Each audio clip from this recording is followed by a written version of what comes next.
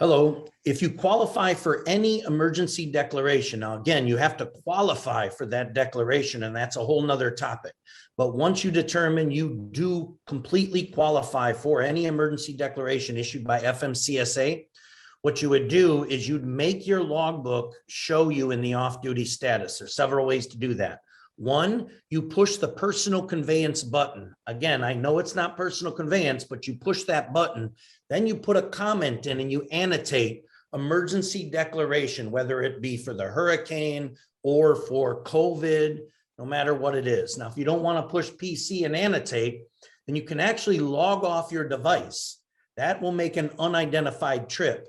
Then you would reassign that trip to COVID, but make sure that the driver annotate showing COVID or hurricane and reference which emergency declaration.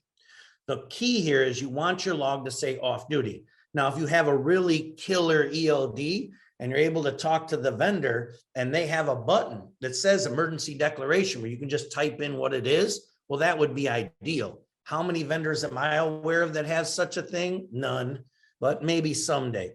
So again, just try to get your log to show that. If you're running paper logs, and you would just put line 1 and put a comment in there. But technically, you're not subject to the hours of service if that's what's authorized in the declaration. I hope this answers your question. If not, contact us back and I'll just expound on it a little further. Talk to you soon.